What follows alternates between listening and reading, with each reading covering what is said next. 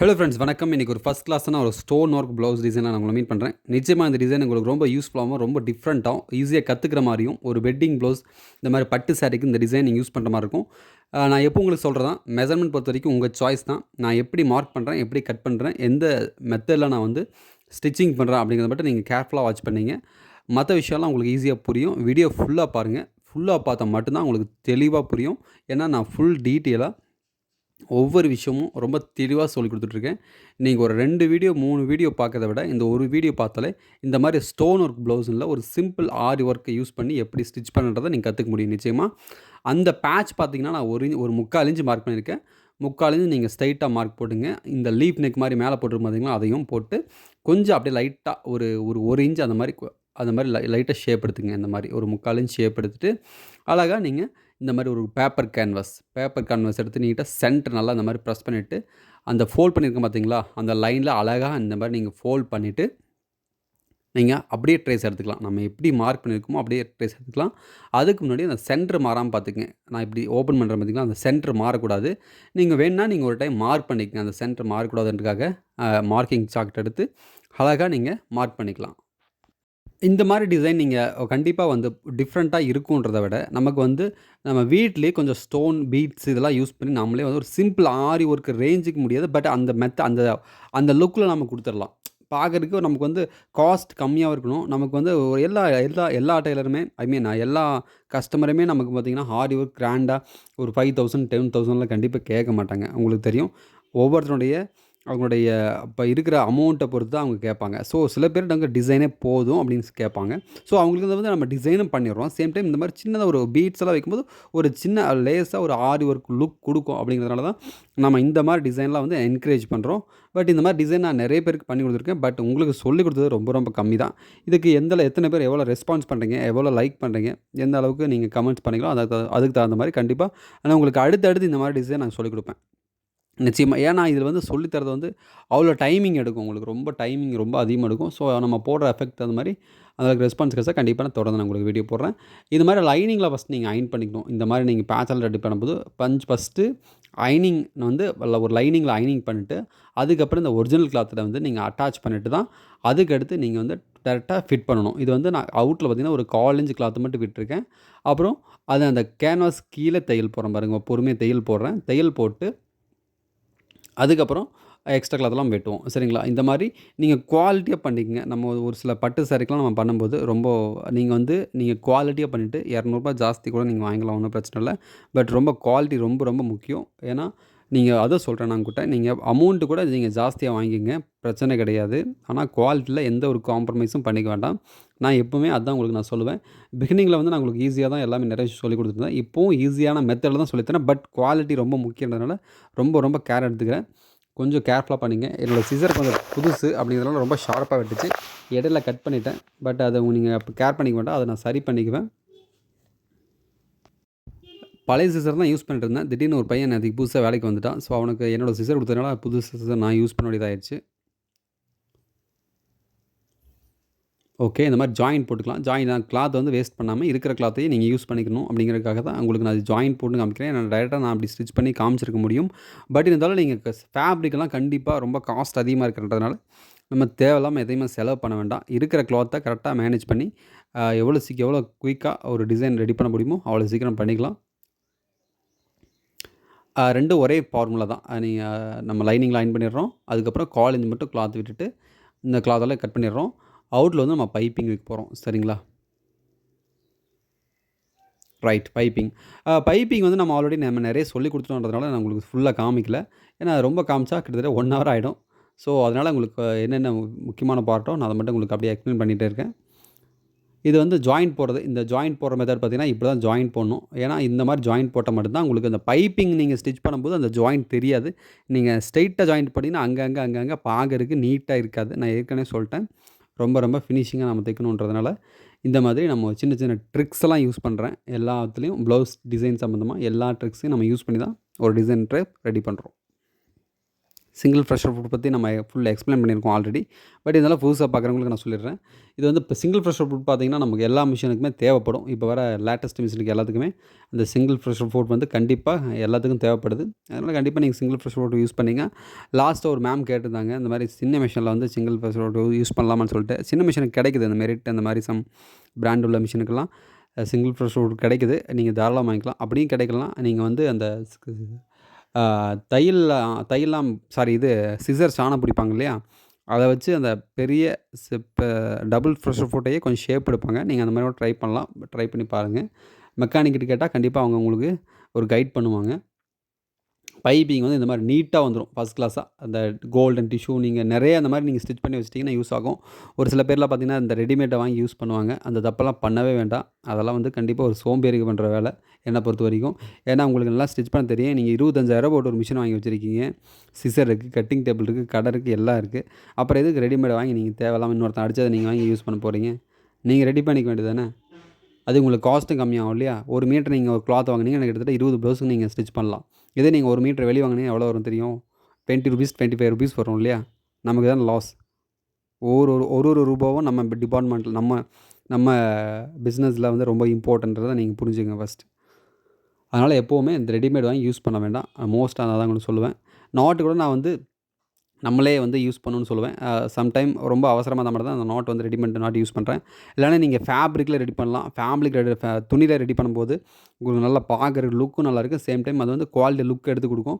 ஆனால் உங்களுக்கு கண்டிப்பாக அடுத்தடுத்து நான் வந்து அந்த நாட் எப்படி வைக்கிறேன்னு சொல்கிறேன். இந்த மாதிரி அங்கங்கே கட்டிங் பண்ணணும். இந்த மாதிரியான வளைவு பகுதியில் நீங்கள் இந்த மாதிரி கட்டிங் பண்ணால் மட்டும்தான் ஃபஸ்ட் கிளாஸாக நீட்டாக வரும். மேலே வந்து கீழே மட்டும் தையல் போடுங்க.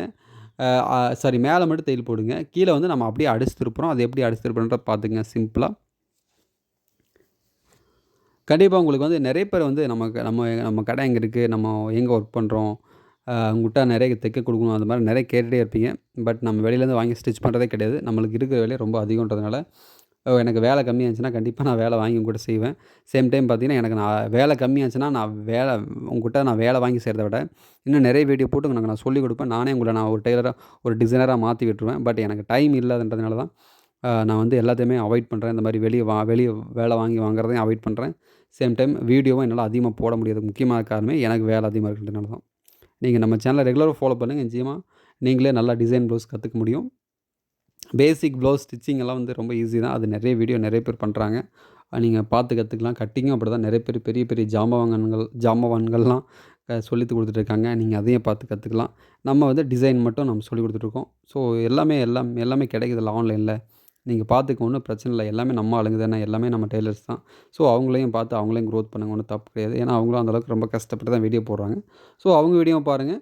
டிசைன் சம்மந்தமாக நம்ம சேனலில் பாருங்கள். நம்மள மாதிரி 2, 3 சேனல் இருக்குது. நீங்கள் அதையும் பார்க்கலாம். ஒன்றும் பிரச்சனை இல்லை. உங்களுக்கு எங்கே புரியுதோ நீங்கள் அங்கே பாருங்கள். பட் நம்ம கொஞ்சம் ஈஸியாக சொல்லித்தரோம். அவ்வளோதான்.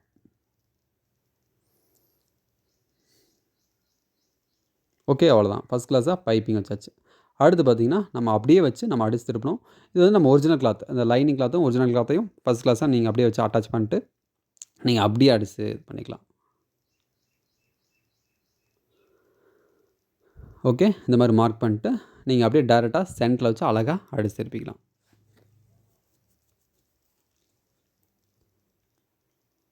அடுத்தடுத்து நம்ம கண்டிப்பாக ப்ளவுஸ் டிசைன் நல்லா பண்ணுவோம். இன்னும் கொஞ்சம் ஒர்க் இருக்கனால தான் என்னால் கொஞ்சம் டைம் ஸ்பெண்ட் பண்ணவே முடிய மாட்டேங்குது. கொஞ்சம் ரொம்ப வேலை அதிகன்றதுனால என்னால் இதுக்கு ரொம்ப அதிகமாக ஒதுக்கவே முடியல. நிச்சயமாக நான் வருங்காலத்தில் நேரம் ஒதுக்குறதுக்கு ரொம்பவும் முயற்சி பண்ணிட்டே இருக்கேன். Most of time.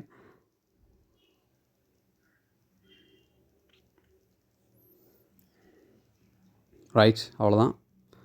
நீங்கள் அப்படியே இந்த மாதிரி நீங்கள் சிங்கிள் கைட் வச்சு தான் நான் சிங்கிள் ப்ரெஷர் ஃபுட் வச்சு தான் நான் யூஸ் பண்ணியிருக்கேன். நான் சொன்னேன் இல்லையா, அந்த பேட்ச் வந்து நம்ம உள் பக்கம் அப்படியே அடிச்சுட்டு போகிறோம். இது ரொம்ப ஈஸியான ஒரு மெத்தட் தான். ரொம்ப சிம்பிளான மெத்தட். நம்ம இதிலே உங்களுக்கு நாலேஜ் இருந்துச்சுன்னா நீங்கள் வந்து அவுட்டரில் அந்த எக்ஸ்ட்ரா நம்ம அந்த பேட்ச் வைக்கிறக்கும் அவுட்டர்லேயும் அங்கங்கே நீங்கள் ஒரு பீட்ஸ் கொடுத்தீங்கன்னா, அந்த லுக்கில் கொடுத்தீங்கன்னா கண்டிப்பாக உங்களுக்கு பார்க்குறதுக்கு அந்த ஆரி ஒர்க் ரேஞ்சுக்கு வந்துடும். நான் ஏன் அந்த ஆரி ஒர்க்குன்னு சொல்லிட்டுருக்கேன்னா, ஆரி ஒர்க்குக்கு வந்து நீங்கள் அவ்வளோ காஸ்ட் போடுறீங்க இல்லையா, மேக்ஸிமம் 4000 5000 அந்த மாதிரிலாம் போடுறோம். ஒரு ப்ளவுஸுக்கு அவ்வளோ செலவு பண்ணுமான்னு எனக்கு தெரில. பட் அவ்வளோ பண்ணுறாங்க. ஓகே, அது அவங்க விருப்பம். பட் அதனால நான் ஒரு சில கஸ்டமர்லாம் இந்த மாதிரி தான் லைக் பண்ணுவாங்க. இது நமக்கு ரொம்ப ஓரளவுக்கு சிம்பிளாக, ஓரளவுக்கு நீட்டாக இருந்தால் போதும், இவ்வளோ காஸ்ட்ல இருந்தால் போதுன்ற திங்க் பண்ணுறவங்களுக்கு நான் இந்த மாதிரி சின்ன விஷயம் சொல்கிறேன். கண்டிப்பாக நான் இந்த மாதிரி அடுத்தடுத்து உங்களுக்கு சொல்லிக் கொடுப்பேன். நிச்சயமாக சொல்லிக் கொடுப்பேன். எனக்கு இதில் ரொம்ப இன்ட்ரெஸ்ட் அதிகம் இந்த மாதிரி டிசைன் பண்ணுறதுல. அதனால் கண்டிப்பாக உங்களுக்கு நான் வந்து இந்த மாதிரி ஒர்க்கு வந்து நான் கண்டிப்பாக சொல்லிக் கொடுக்குறக்கு நிச்சயமாக ஒரு வாரத்தில் வந்து ஒரு உதாரணத்துக்கு ஒரு 6 வீடியோ எதுனா அதில் ஒரு 3 வீடியோ உங்களுக்கு நான் இந்த மாதிரி சொல்லிக் கொடுக்கலான்னு எனக்கு ரொம்ப இன்ட்ரெஸ்ட்டாக இருக்குது. பட் இது காஸ்ட் ரொம்ப அதிகம் இருந்தாலும் சொல்லிக் கொடுக்க நான் ரெடியாக இருப்பேன். பட் எனக்கு நேரம் இல்லை கம்மியாக இருக்கனால தான் உங்களுக்கு நான் வீடியோ கம்மியாக இருக்குது. நெக்ஸ்ட் கண்டிப்பாக அடுத்தடுத்து வீடியோ நிறையா வந்துகிட்டே இருக்கும். லாஸ்ட் ஒரு 3-4 டேஸை பார்த்திங்கன்னா நான் கமெண்ட்ஸ் பார்க்கல. கொஞ்சம் வேலை அதிகமாக இருந்ததுனால வைடி ஸ்டுடியோ பக்கமே நான் போகலை. கண்டிப்பாக அடுத்தடுத்து உங்களுக்கு நான் அந்த கமெண்ட்ஸ் பார்க்குறேன். பார்த்த உடனே ரிப்ளை பண்ணுறேன் என்ன விஷயன்றது. ஓகே, அவ்வளோதான் அடிச்சு திருப்பியாச்சு. அடுத்து வந்து இந்த பக்கம் இந்த மேல் பேட்ச் சிசர் ரொம்ப ஷார்ப்பாக இருந்ததுனால ஒரு இடத்துல கட் ஆகிடுச்சு. கட் பண்ணிவிட்டேன். அதை நான் கண்டிப்பாக அது எல்லாம் ரெடி பண்ணிட்டு தான் மேனேஜ் பண்ணணும். ஸோ இது மாதிரி புது சிசர்லாம் வாங்கி யூஸ் பண்ணும்போது ரொம்ப கேர்ஃபுல்லாக யூஸ் பண்ணுங்கள். பார்த்தீங்களா, அந்த இடத்துக்கு கட் ஆகிடுச்சு. பார்த்துப்பீங்கன்னு நினைக்கிறேன். அது கண்டிப்பாக நான் சரி பண்ணிடுவேன். எனக்கு எப்படி சரி பண்ணணும்னு தெரியும். பட் எல்லாம் ஃபினிஷ் பண்ணிட்டு தான் சரி பண்ணணும்.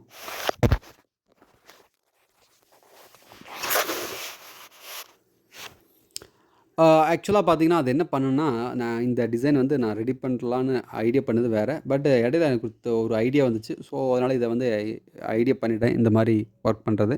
இந்த மாதிரி நீங்களும் ட்ரை பண்ணலாம். சின்ன சின்ன வேலைகள்லாம் நீங்கள் பண்ணும்போது அந்த டிசைன் வந்து பார்க்குறக்கு லுக் வேற மாதிரி இருக்கும். இந்த மாதிரி லீஃப் நெக்லாம் கொஞ்சம் டிஃப்ரெண்ட்டாக அழகாக இருக்கும் பார்க்குறக்கு. ஓகே, ஃபஸ்ட் கிளாஸாக இருக்குது பார்த்தீங்களா.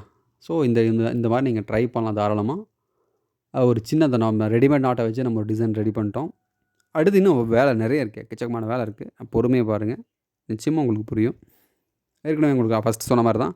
நீங்கள் ஒரு 2 வீடியோ 3 வீடியோ பார்க்குறதுக்கு பதிலாக இந்த ஒரு வீடியோ நம்ம சேனலில் நீங்கள் பார்க்கும்போது ஃபஸ்ட்டில் நான் ரொம்ப ஷார்ட்டாக தான் போட்டிருந்தேன். பட் அது நிறைய பிகினர்ஸ் வந்து கொஞ்சம் புரியுதில்ல, கொஞ்சம் வேகமாக இருக்குன்னு சொல்கிறதுனால கொஞ்சம் டீட்டெயில்டாக எக்ஸ்பிளைன் பண்ணுறேன் உங்களுக்கு. நிச்சயமாக உங்களுக்கு புரியும் நம்புகிறேன். கரெக்டாக ஒன் பை ஒன்னாக ஒரு பாயிண்ட் ஒரு 1/4 இன்ச்சு கேப் விடலாம். பட் 1/4 இன்ச்சு கொஞ்சம் வேண்டாம்னு நினைக்கிறேன். ஃபீல் பண்ணுறேன். நான் ஸ்டிச் பண்ணி முடிச்சதுக்கப்புறம் ஃபீல் பண்ணேன். கொஞ்சம் கம்மியாகவே இந்த மாதிரி நீ பண்ணிங்கன்னா ஃபினிஷிங் ரொம்ப ஃபஸ்ட் கிளாஸாக இருக்கும். நீங்கள் இதே யூஸ் பண்ணிக்கங்க.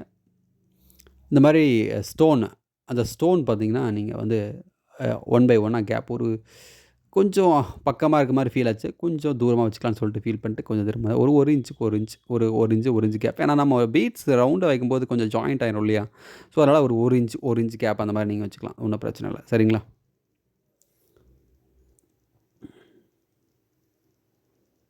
அவ்வளோதான். அடுத்து வந்து பீட்ஸ் ஒன் பை ஒன்னாக நீங்கள் எல்லா பீட்ஸும் வச்சுட்டு அடுத்து நம்ம எப்படி அதை எப்படி அந்த ஒரு த்ரெட்டை வச்சு கட் பண்ணுறோம் அந்த மாதிரிலாம் ஒவ்வொன்றா பார்ப்போம். இந்த மாதிரி நீங்கள் பீட்ஸை யூஸ் பண்ணிட்டு ஒரு 1 ஹவர் to 1.5 ஹவர்ஸ் நீங்கள் நல்லா காய விட்டுட்டு அதுக்கப்புறம் தான் நீங்கள் பீட்ஸ் ஒன் பை ஒன்னாக கட்டணும். இல்லைனா கண்டிப்பாக அதை வந்து பார்க்குறதுக்கு ஏதோ ஒன்று சம்பவம் ஆயிரும்.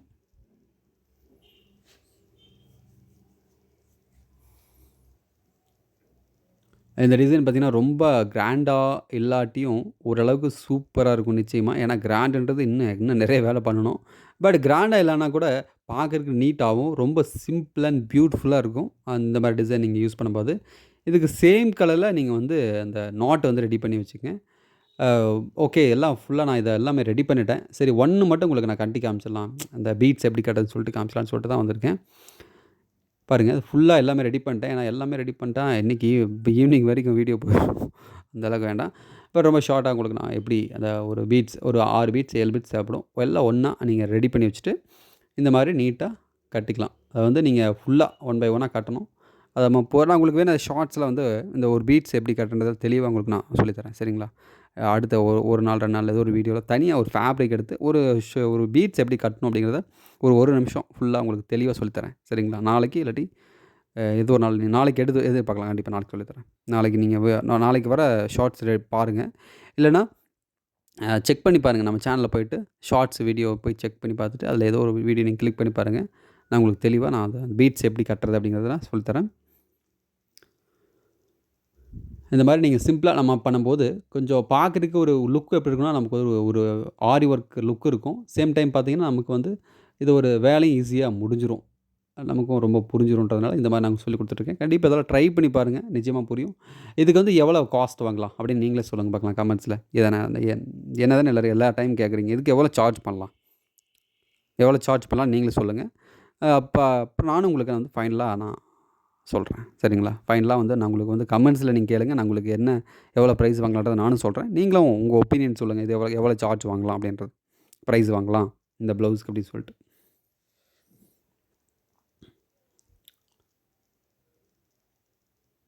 ஓகே.